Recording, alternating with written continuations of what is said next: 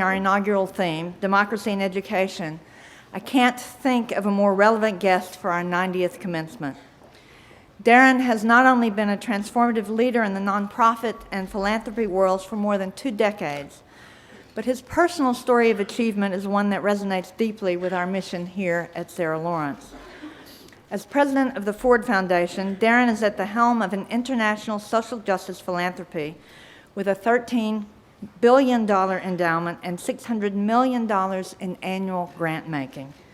The Ford Foundation has an 82-year history of vital work in education, civil and human rights, arts and culture, poverty reduction, and urban development. Perhaps Darren's path to Ford and to his work throughout his career began in 1965, when he was a member of the very first class of students to participate in the Head Start project. Perhaps it is rooted even earlier in his beginnings as the child of a single mother in a rural Texas town. In a profile celebrating the 50th anniversary of Head Start, Darren is quoted as saying, "As a young child in rural, hardscrabble East Texas, nothing about my journey was inevitable.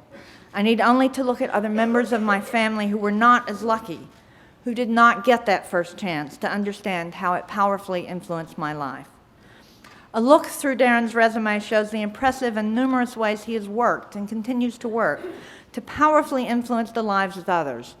Before joining Ford, Darren was vice president at the Rockefeller Foundation, overseeing global and domestic programs, including the Rebuild New Orleans initiative after Hurricane Katrina. In the 1990s, as the COO of the Abyssinian Development Corporation, Harlem's largest community development organization, he oversaw a comprehensive revitalization strategy. He chaired the philanthropy committee that brought a resolution to the city of Detroit's historic bankruptcy, and is co-founder and chair of the U.S. Impact Investing Alliance. Darren serves on the boards of Carnegie Hall, the High Line, and the Committee to Protect Journalists. He also co-chairs New York City's Commission on City Art, Monuments, and Markers, and serves on the Commission on the Future of Rikers Island Correctional Institution, and the UN International Labor Organization Commission on the Future of Work. He is a member of the Council of Foreign Relations and the American Academy of Arts and Sciences. With all that, he has still found the time to join us today, and we are very excited. Please join me in welcoming Darren Walker.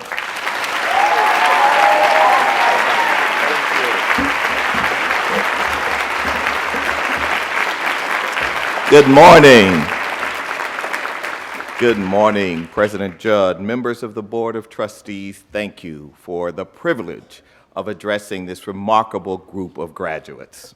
And to the deans, faculty, and staff of Sarah Lawrence, and honored guests, family and friends of the graduates, and most importantly, to you, the graduates, the class of 2018, congratulations.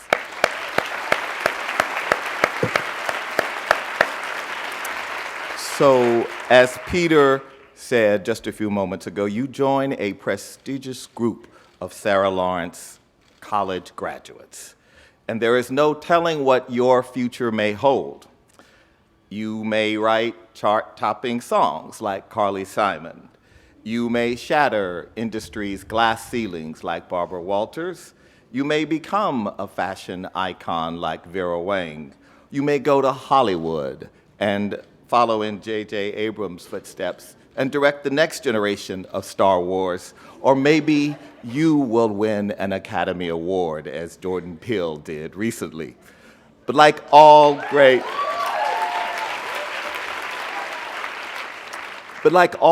artists, innovators, and pioneers that have walked this campus before you, you've come a long way. You've come a very long way to get here today. You produced hundreds of pages of writing, uncovered troves of research, and you've created works of art.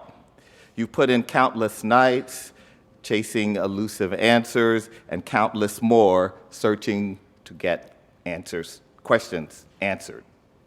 You have worked hard, but you have not worked alone.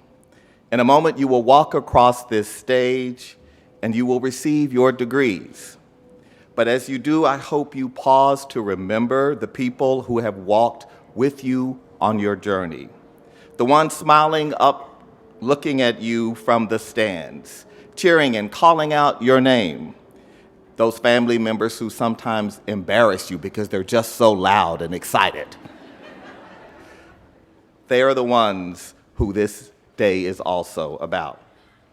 So you are surrounded today by friends, by family, by teachers, by mentors, collaborators, and partners who have made this journey with you, people who have worked hard to open doors to opportunity for you, and they have stood behind you on your journey. Their names may not appear on your diploma, but this day belongs to them as much as it does to you. So please join me in once again recognizing and thanking all of those who have been on this journey with you.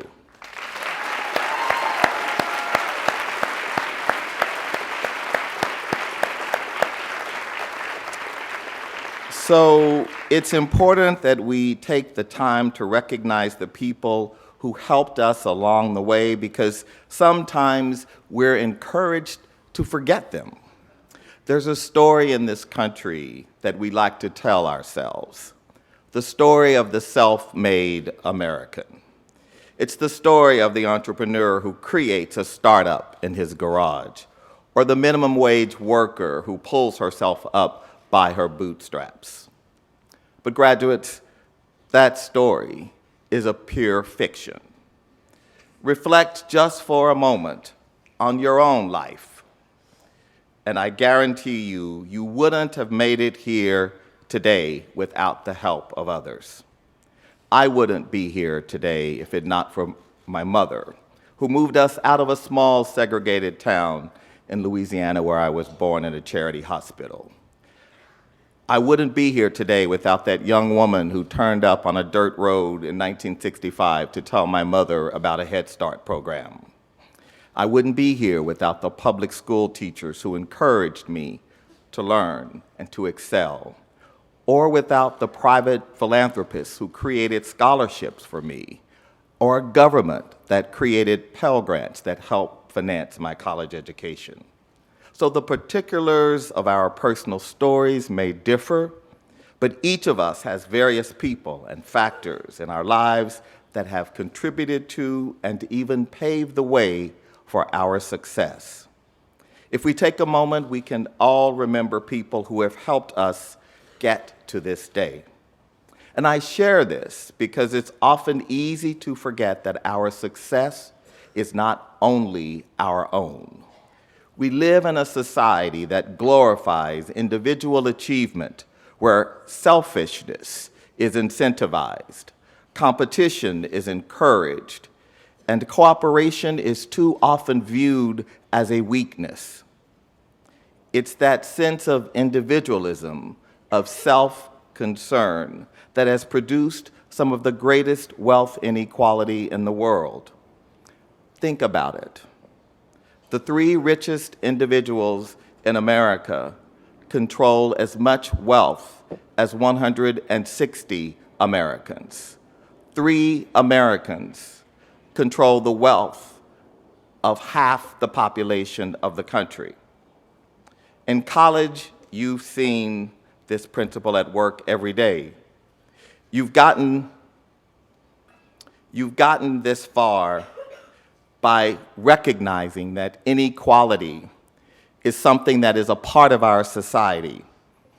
And what I want to say is each of you must be committed to addressing this issue of inequality. So let me say that in college, as you think about the people who you want to recognize,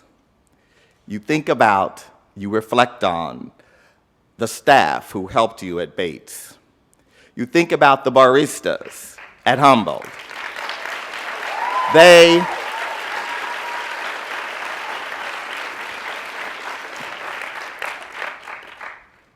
They kept you caffeinated for those all-nighters you needed.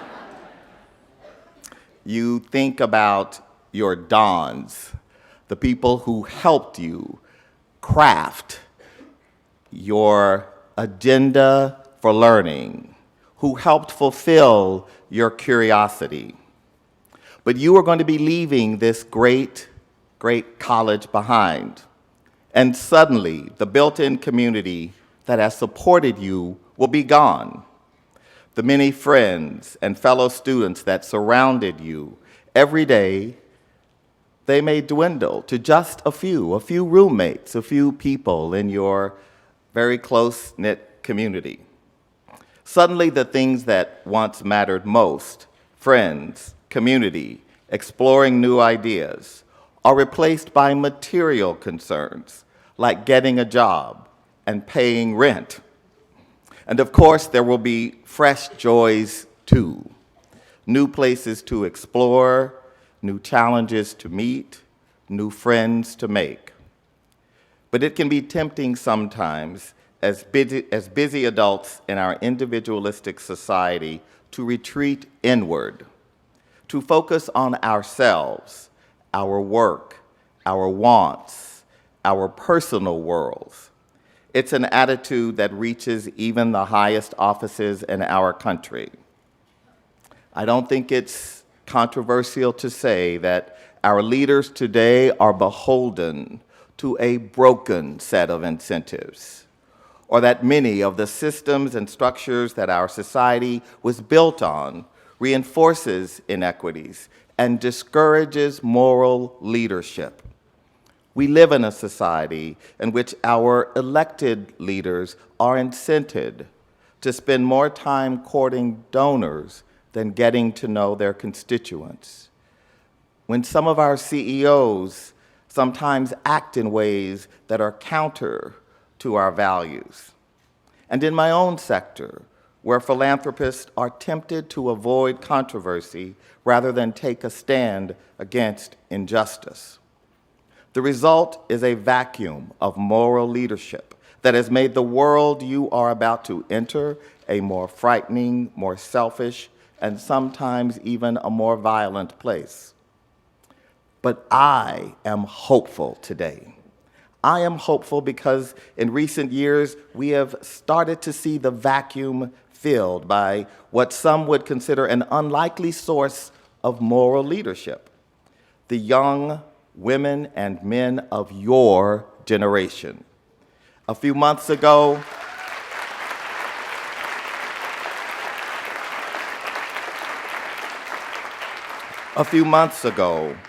I watched in awe, as I'm sure many of you did, as the students of the Stoneman Douglas High School, survivors of an unspeakable tragedy still fresh in their minds, led millions of young people from across the United States in the March for Our Lives.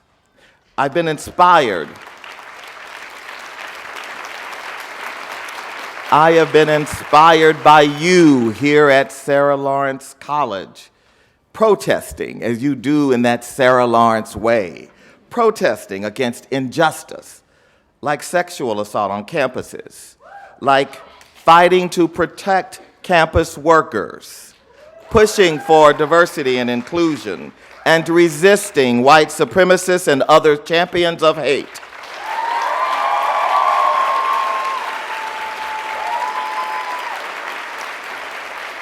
It is because of you and young people like you at Sarah Lawrence College that I am hopeful today. I'm hopeful because a 2016 UCLA study found that this generation of college students, your generation, is more committed to protest, activism, and civic engagement than any previous generation in American history.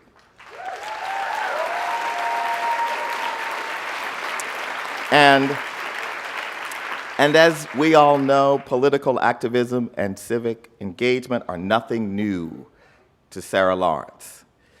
It was the poet and novelist and Sarah Lawrence alumni, Alice Walker, who said the following: "Activism is my rent for living on the planet." Think about it.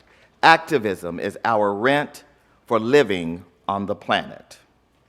Shortly Shortly, you will leave the supportive community that Sarah Lawrence has built for you, where it has been part of your everyday life to engage with other people and other ideas.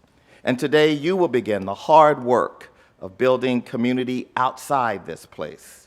And you will be tempted by all of those same incentives I just spoke about that keep so many of our leaders from acting courageously and compassionately.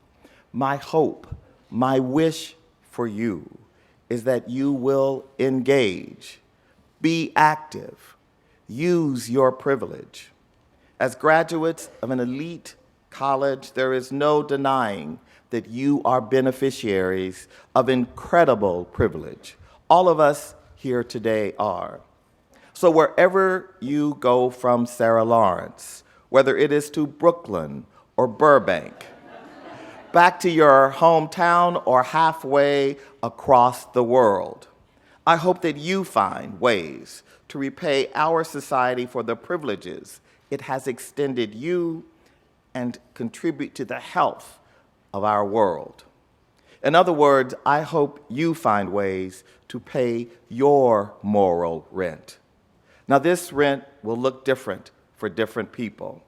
It might look like activism on campus or acting on behalf of others. It might mean getting involved in your local community or building a more connected global community. It might mean raising your voice or lifting up the voices of others who haven't been heard. It might be your day job or something you do on the weekends or on the side. Because it doesn't matter what you do to pay your actual rent.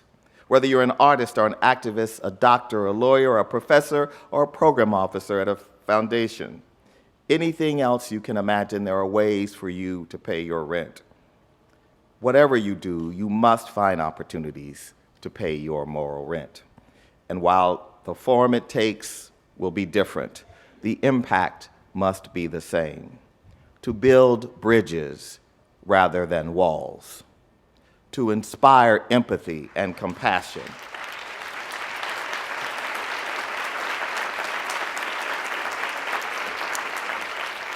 To inspire empathy and compassion rather than division and disdain.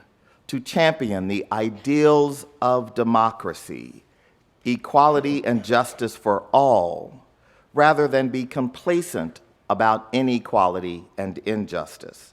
To give others hope in the face of fear, and to lead by example when others lose their way. This is just as important as anything else you will do.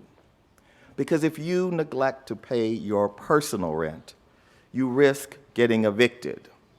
But if you neglect your moral rent, the world will forego the benefit of the contributions that you and only you can make. So graduates, I leave you with this. In 1949, a Sarah Lawrence literature professor, a gentleman named Joseph Campbell, set out to diagram the hero's journey. And he learned that all the great heroes share the same step, the call to action. It's a charge every hero receives to leave their place of comfort and begin a new adventure. So, class of 2018, on this graduation day, I offer you a call to moral action. As you embark on the next great adventure of your lives, never forget the people making the journey by your side. The people who've opened doors and lit the way for you. And no matter what path you take, become that person for someone else. I can't wait to see all the great things you are going to accomplish in the future.